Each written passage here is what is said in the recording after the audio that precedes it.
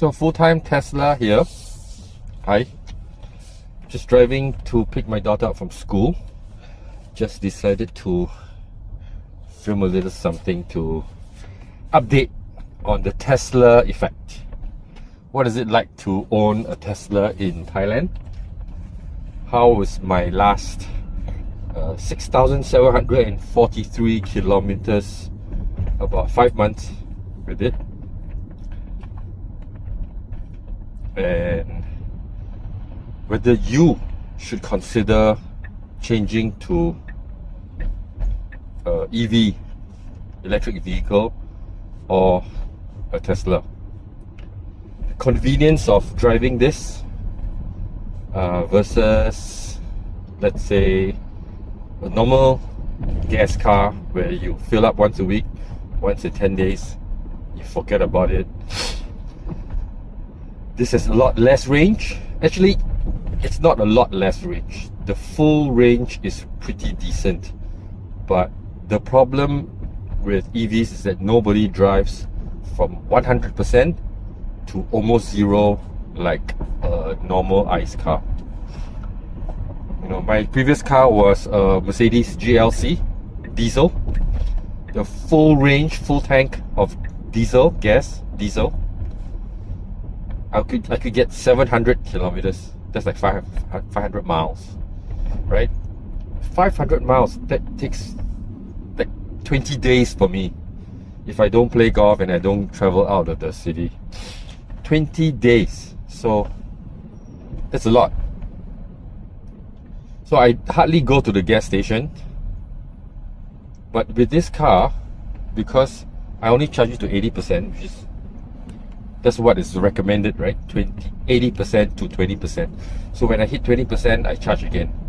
Or if I happen to go to any mall or any place where I see a slow charger and I'm not at 80%, I'll just plug it in. That's what's the whole idea, right? Charge it when it's convenient to charge. When you're doing something else, having a coffee, charge your car. Going to the mall for lunch, charge your car. It's a different idea because you don't plan for it. You don't plan for it to reach a certain percentage before you say, okay, I will charge now. I mean, yeah, it's easy that you can adopt this mentality like an ICE car, right? You can just say, okay, I'm just going to drive all the way until it hits 10% or 5%, then I charge. You can. Oh, by the way, if you could subscribe to this channel. I have so few subscribers, a lot of viewers, but all of you are 90% of you are not subscribed, 95% actually. So could I just ask you to please subscribe so I can make more videos? Okay, if there's more subscribers, I'm more encouraged to do more, right? Thank you, and give it a thumbs up. Okay, back to charging mentality.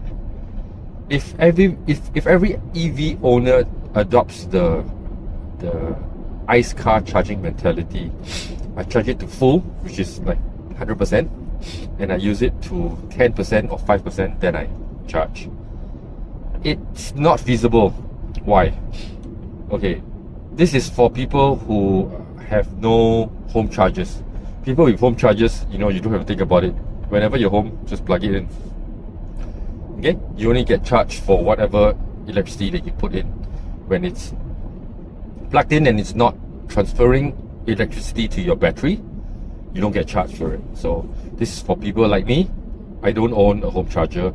I rely on public charging infrastructure, which is very decent in Bangkok. But when I travel out of Bangkok, then it's a different story, but we'll come to that later, because this weekend we're going for a 250 kilometer drive up to the mountains for a couple of days. Okay, so why do I say that it's not feasible? Because it's the charge time. To charge from 5% to 100% might take, even at the Supercharger, the fastest Tesla Supercharger, it will take more than an hour, sure, because Teslas want you to charge from 20% to 80%, and that's usually about half an hour. 80% to 100% will take you another half an hour at least. because that's trickle charge. It slows down tremendously because it's not efficient to overcharge your battery past the 80% mark. Because I have a battery that is an NMC battery, which is a nickel magnesium, I don't know what's it called, NMC, nickel magnesium carbon. So it's not the LFP batteries that the rear wheel drive one has, which is made of a different structure. The structure of the battery is different, so you can actually charge, or it's better to actually charge to 100% at least once a week. Like my friends who own BYD cars are famous for their blade battery, which is essentially a LFP battery, which is a different structure from what I have. So mine has more energy density, so the average BYD is about 500 kg heavier than the equivalent range NMC car. Okay, but I digress. So why do I say it's not feasible? Because I have to spend an hour waiting for it to charge fast charge, which means that I can't go about doing my stuff naturally. I need to find something that I can do for exactly 1 hour, or 1 hour 10 minutes, or whenever it finishes. It's just not feasible. So I top it up whenever I get a chance. And fast charging your battery every single time is also probably not good for its health, because you know the most expensive thing about this whole car is probably the battery itself. But Tesla offers 8 years warranty for the battery, 192,000 kilometers, which no way I'll reach 192,000. The last car, 7-year-old, I hit barely 100,000. So I will not hit 192,000. So I'll hit the 8-year mark first before that happens. Okay, but charging shouldn't be a worry in this city, because everywhere I go, every mall I go to, there is a charger, whether it's a fast charger, DC. We support, you know, Tesla cars support all the way to 250 kilowatts, which is the Supercharger. But the fastest DC I've ever seen in Bangkok is about 150 kilowatts of power, okay, of speed. So slow charge, which is AC, alternate current, Tesla supports up to 11 kilowatts. So if my battery is about 80 kilowatt hour, so taking about 80% of it means it's about, let's say 60 for sake of simplicity, 60 kilowatt hour to be charged. If I want to charge 60 kilowatt hour at 11 kilowatt per hour, I will have to spend about 5 hours for a full charge, which is not feasible. I mean, unless I plan to stay somewhere for 5 hours. If I'm out at the mall, I probably won't stay at the mall for 5 hours unless I'm watching a movie. Yeah, which is possible. There are some times that I stay in the mall for 3-4 hours and I get a 7 kilowatt per hour trickle charge. It's not really trickle charge, but it's pretty fast. I get half my battery capacity done while I'm shopping or while I'm running after Jaina. So it doesn't have to be a conscious thing. I mean, the first few weeks of this, I make sure that I went to the charger regularly, because there's a bit of a range anxiety, we call it. But there's no real range anxiety, because when you're in Bangkok, right, you have chargers literally everywhere. You go to PlugShare, you go to any app, you just click EV chargers. It's really everywhere. So there's no need to worry if you are short of battery. Oh, the wife is calling. Hang on. Hi, love. Daddy. Hi, love. I die.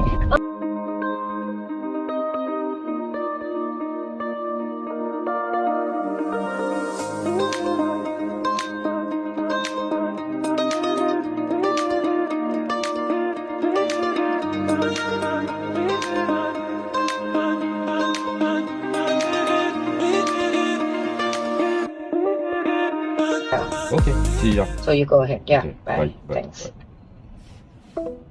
Okay, sorry for the interruption. Almost at my daughter's school. Okay, I haven't finished my my lesson today to you guys about charging behavior for EVs.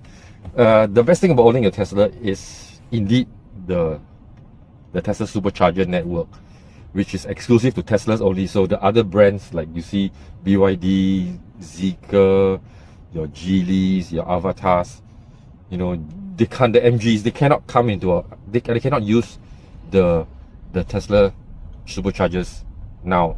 Not yet. Certain countries you can now, but in Thailand you can't.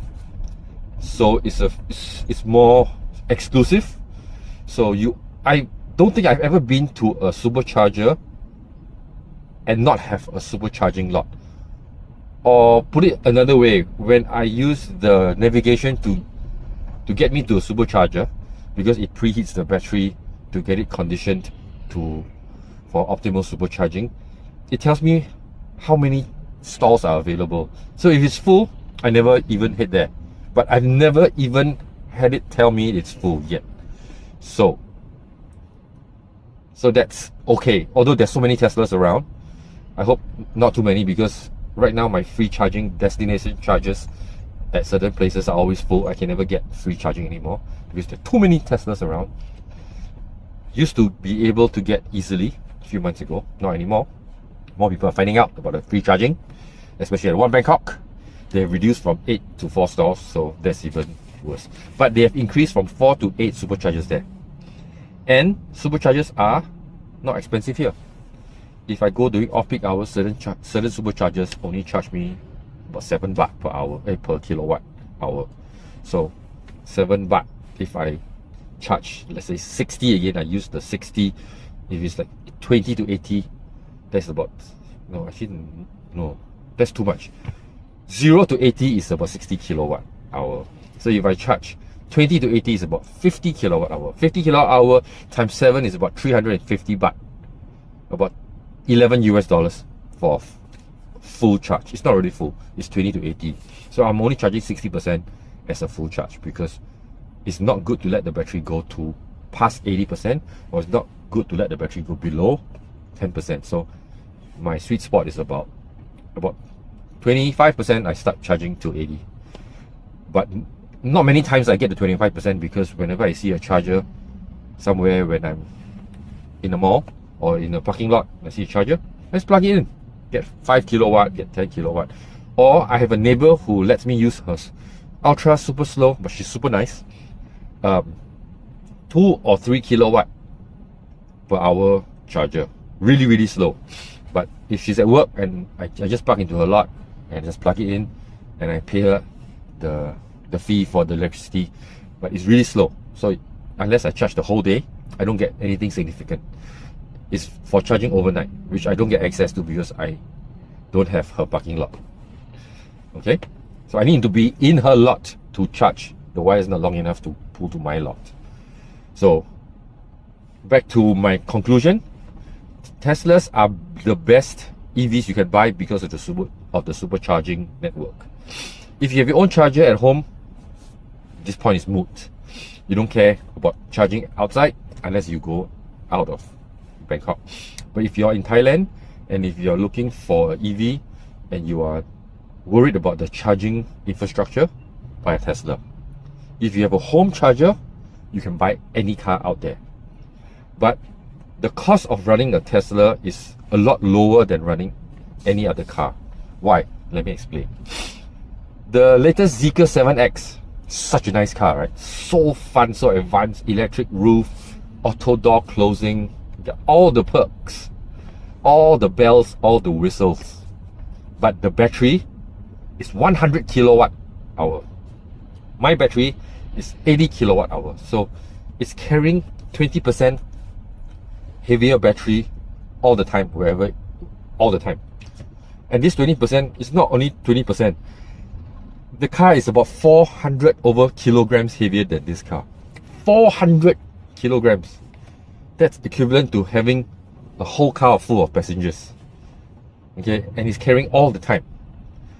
And its 100 kilowatt battery pack only gets the same distance as this Tesla. So in terms of cost per kilometer, it's going to be 20% more at least. and it's going to consume more because it's carrying 450 kilograms of extra weight each time you drive.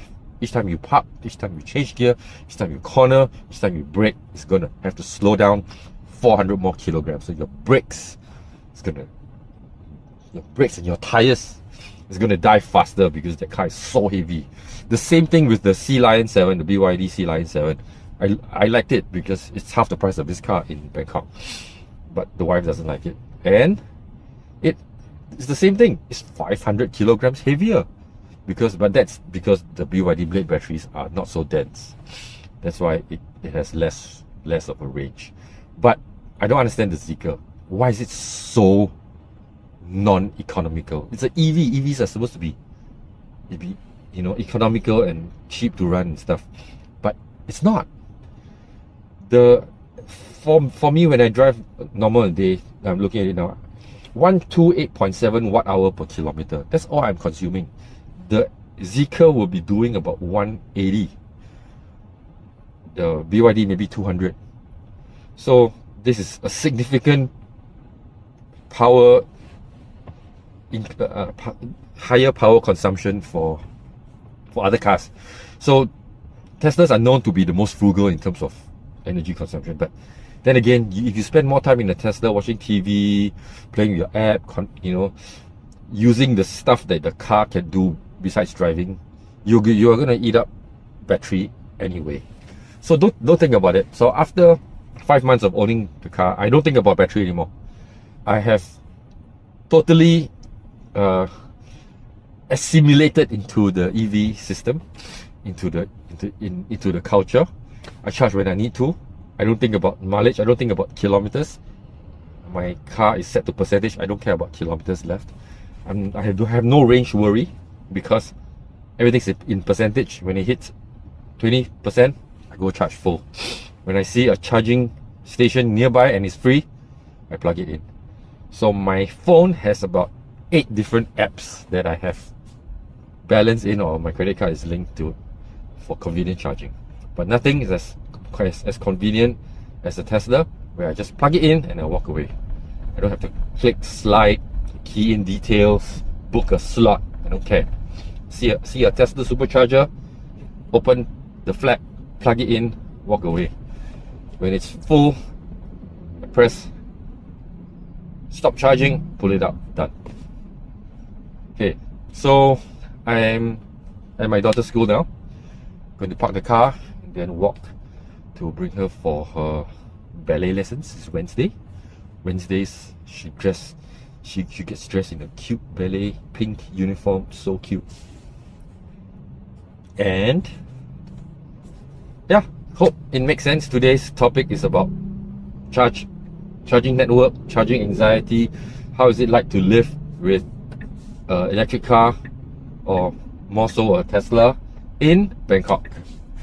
Okay, next trip with you, I will talk about something else, about how fun is it, how fast is it, how comfortable is this car, how good is this car made.